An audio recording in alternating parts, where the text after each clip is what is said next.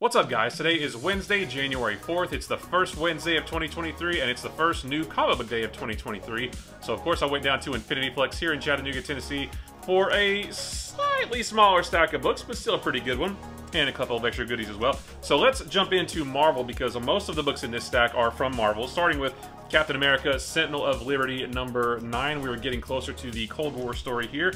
Fantastic Four, number 3, this nice homage cover there.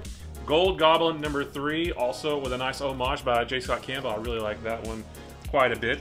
One that I wasn't going to get, but my sister asked me to pick it up for her, so I figured, sure, you know, and while it's here, I might as well read it too. So Scarlet Witch, number 1. There's a lot of buzz around this right now, so it wasn't on my radar, but maybe I'm glad that she asked me to get it, because now I can read it. Secret Invasion, number 3. That's nice. They're calling these the anatomy variants. So I guess that's what a Skrull's skull looks like. A Skrull's skull, guys.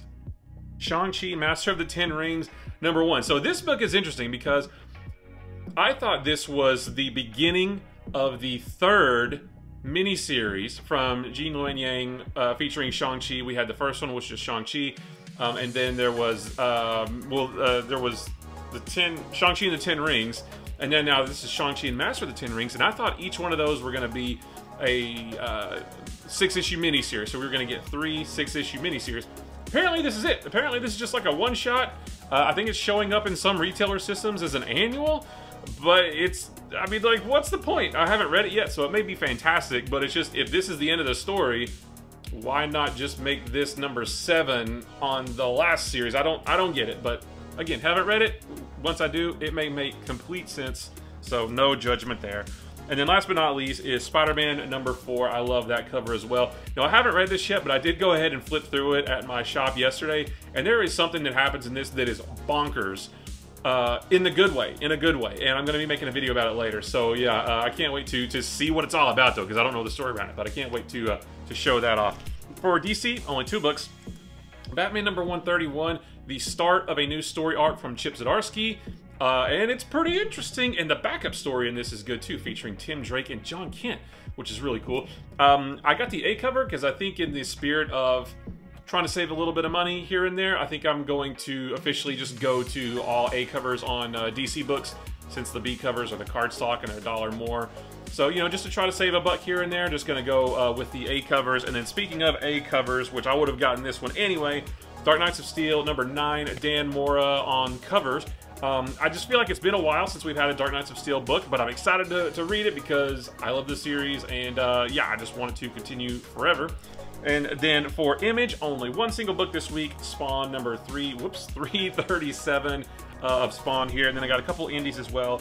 The Calculated Man number 4. It's been a while since number 3 came out, and like I said, this is my, I guess you could say, 3rd favorite indie book of, 3rd favorite non-Marvel, non-DC, non-Image book of 2022, so I can't wait to get caught up with that.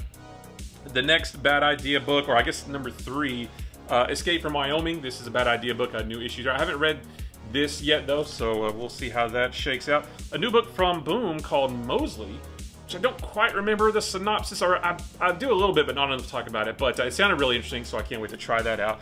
And then a book that I totally don't remember what it's about. This is Spy Superb from Dark Horse, written by Matt Kent, so it's probably going to be pretty good. I actually thought this came out next week, but it came out today.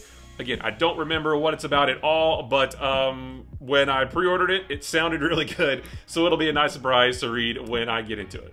But the fun doesn't stop there. I got a couple extra goodies as well, including this Amazing Spider-Man Epic Collection, Kraven's Last Hunt, one of the best Spider-Man stories of all time. I have all these in single issues, but they're, you know, they're in boxes, and they're a little bit older, a little bit worn down, so it's just cool to have this whole awesome story in one big book.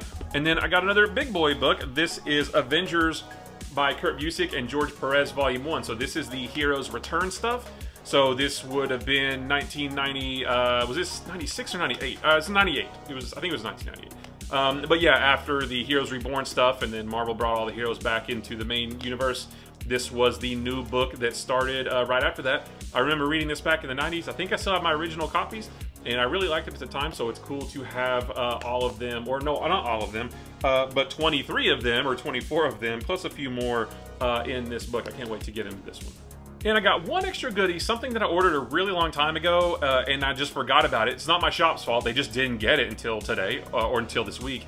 But this is the What If, this is the Captain Carter Diamond Select Gallery Diorama. That's a pretty cool figure right there. I think I ordered this back, gosh, I think it was last summer.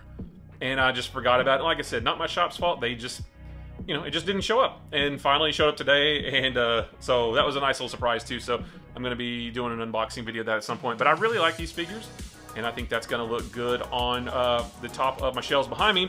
So that's it, guys. Another great haul on this very first new comic book day of 2023. Guys, I appreciate you watching. Don't forget, life is short. Like what you like, ignore what you don't, and be sure to like, subscribe, follow on whatever platform you're watching this on for more videos about these books throughout the week.